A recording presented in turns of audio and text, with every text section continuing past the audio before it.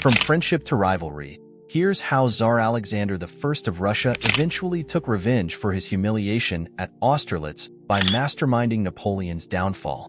On a cold winter's day in December 1805, Emperor Napoleon won his most famous victory at the Battle of Austerlitz, humbling the emperors of Austria and Russia. After another triumph over the Russians at Friedland in June 1807, Napoleon made peace with Tsar Alexander at Tilsit in July. Despite the cordial friendship that developed between the two emperors, the Franco-Russian alliance soon began to fracture. This led to Napoleon's ill-fated invasion of Russia in 1812 and Alexander's efforts to build a coalition that would occupy Paris and force Napoleon to abdicate. On June 25, 1807, the French and Russian armies gathered on opposite banks of the River Neman at the East Prussian town of Tilsit, now Savitsk, Kaliningrad Oblast, Russia. Less than 2 weeks earlier, on June 14th, the French army under Emperor Napoleon Bonaparte had won a crushing victory over General Levin August Bennigsen's Russians at Friedland. Although Tsar Alexander I of Russia was personally leading 2 fresh army corps towards the theater of war, Friedland prompted the Russian ruler to sue for peace. The two emperors were to meet in a tent on a raft in the middle of the Neman. As the Tsar stepped onto the raft to greet his French counterpart, he remarked, "Sire, I hate the British as much as you." Upon hearing this, Napoleon replied, "In that case, peace is made." The two men were immediately attracted to each other. Alexander aspired to military glory and admired Napoleon's conquests, and the latter offered him a corps command in a future war. Napoleon was enchanted by the Tsar's youthful charms and would later write to his wife Josephine, "If Tsar Alexander were a woman, I would make him my mistress." It would take 2 weeks to hammer out the details of the Treaty of Tilsit, which was signed on July 7th.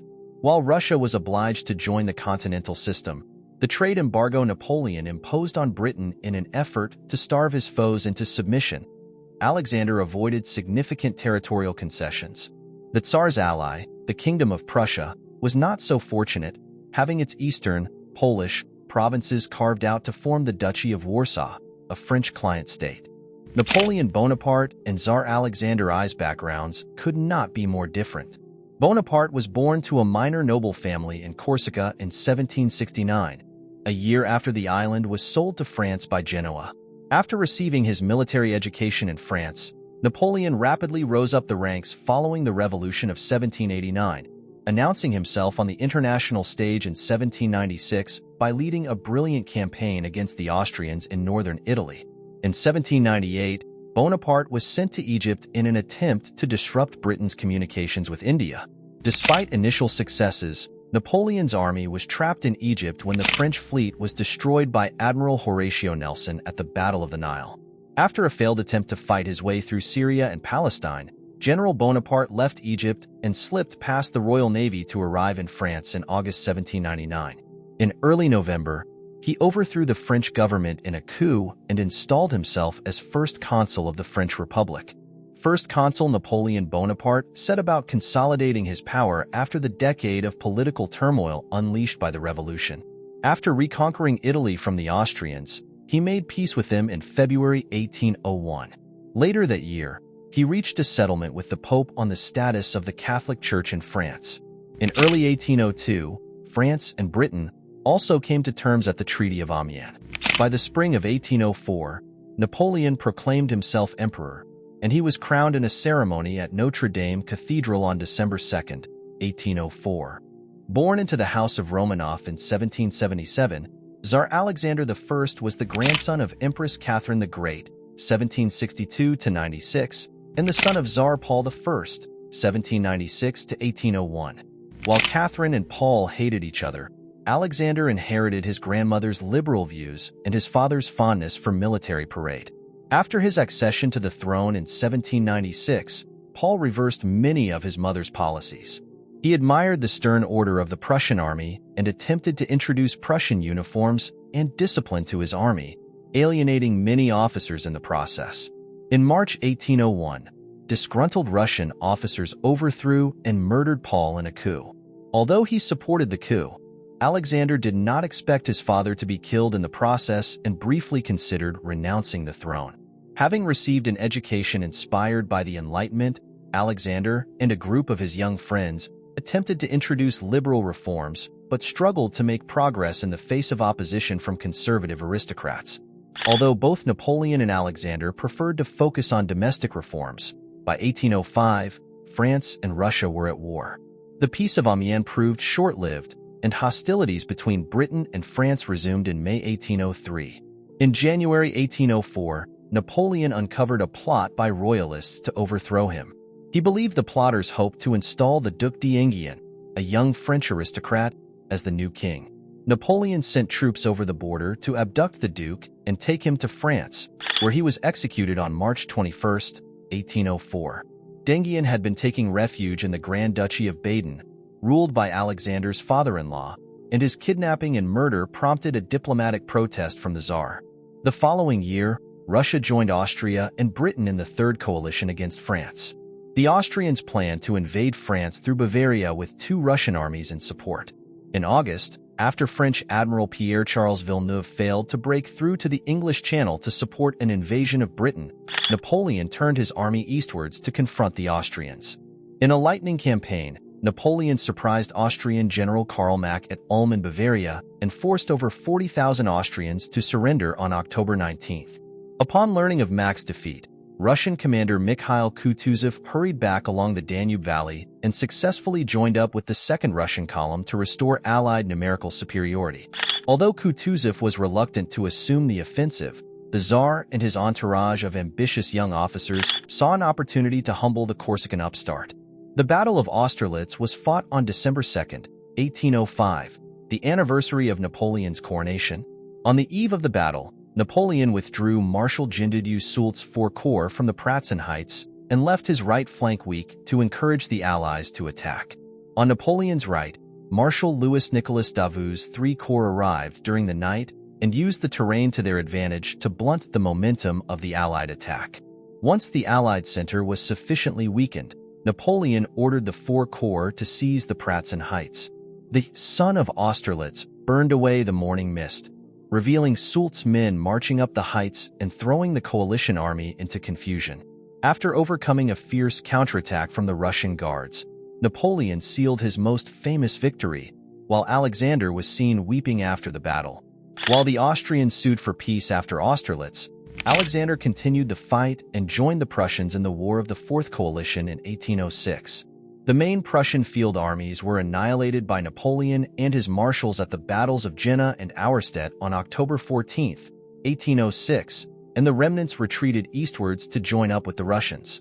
During the winter of 1806 to 2007, General Bennigsen maneuvered skillfully to keep Napoleon at bay. But on June 14, 1807, his luck ran out when his army was trapped in front of the Aller River at Friedland. Despite the personal chemistry between Napoleon and Alexander at Tilsit, the Franco-Russian alliance that emerged proved an uneasy one. In 1808 to 2009, Russia went to war against Sweden, bringing Sweden into the continental system and annexing Finland to Russia in the process. When the Austrians declared war on France in early 1809, Alexander delayed sending Napoleon reinforcements, ensuring that the Russians avoided most of the fighting by the time Napoleon won his decisive victory at Wagram in July. When Napoleon annexed Austria's Polish territories to the Duchy of Warsaw, Alexander was increasingly alarmed that the French emperor would support the full restoration of Polish nationhood. He regarded the Duchy of Warsaw as a dagger pointed at the heart of the Russian Empire. Meanwhile, the ban on British trade was hurting the Russian economy, and in 1810, Alexander resumed trade with the British. Both France and Russia began to prepare for the resumption of war. On June 24, 1812, Napoleon crossed the Niemen at Kaunas in Lithuania at the head of an army of more than 500,000 men. Napoleon was determined to bring the Russian army to battle, secure a decisive victory before the end of summer, and make a favorable peace treaty with Alexander. The Tsar was equally determined to resist. In 1811, he informed the French ambassador Armand de Caulaincourt that even if defeated in battle, I should retire to Kamchatka rather than cede provinces. In a proclamation the day after Napoleon's invasion, Alexander announced that he would not lay down his arms until the last enemy soldier was expelled from his realm.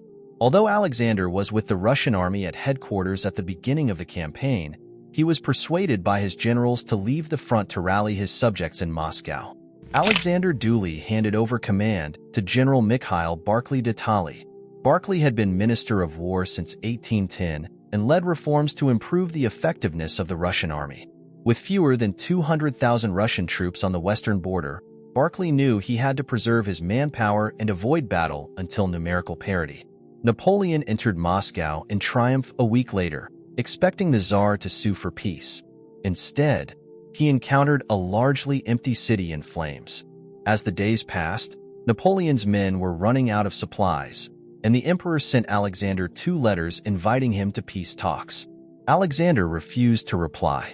The Tsar was planning an ambitious strategic maneuver with 3 armies converging on Belarus from north, south, and east to cut off Napoleon's retreat. After languishing in Moscow for over a month, Napoleon decided to leave the ancient Russian capital in mid-October. An attempt to break through to the south to resupply his army was foiled at the Battle of Maloy-Uroslavets on October 24, forcing Napoleon to retreat westwards along the road already devastated by war. The winter snows devastated both armies, but the French were worse equipped to deal with the cold. In late November 1812, as Alexander had planned, 3 Russian armies under General Pyotr Wittgenstein, Admiral Pavel Shishagov, and Field Marshal Kutuzov were poised to surround Napoleon at the Berezina River. Napoleon managed to escape the trap with 30,000 men. In January 1813, Alexander declared victory over Napoleon in the Patriotic War of 1812. However, although most of his generals wanted to return home, Alexander believed that Napoleon continued to pose a threat to Russia as long as he remained on his throne. He saw an opportunity to take advantage of Napoleon's weakness and lead a coalition to overthrow Napoleon in order to achieve a lasting peace. In February 1813, Russia and Prussia signed an alliance to form the Sixth Coalition with Britain, and the Allied armies duly liberated northern Germany from Napoleonic rule in early spring. By May, Napoleon was back on the field with a new army of 200,000 men.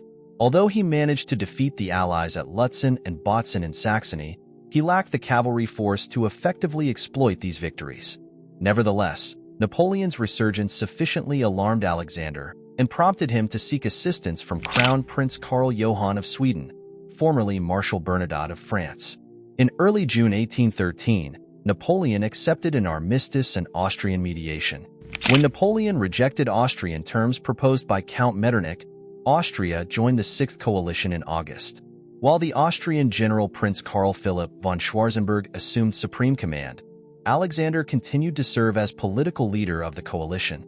An impressive victory by Napoleon over Schwarzenberg at Dresden in late August failed to compensate for defeats by French marshals on other fronts. On October 16th, Napoleon faced Schwarzenberg's army of Bohemia at Leipzig, while 2 more Allied armies under Bernadotte and Prussian General Gebhard von Blücher were approaching from the north. In order to stand any chance of survival, Napoleon had to defeat Schwarzenberg before the Allied reinforcements arrived. Without waiting for orders, Napoleon's brother-in-law and cavalry commander Marshal Joachim Murat led a formidable charge against the Allied center with 5,000 heavy cavalrymen, targeting the hill on which the 3 Allied monarchs were standing. A timely Russian hussar charge into Murat's flank blunted his momentum, and the Tsar personally ordered his Lifeguard Cossack regiment to exploit the success, forcing Murat to retreat.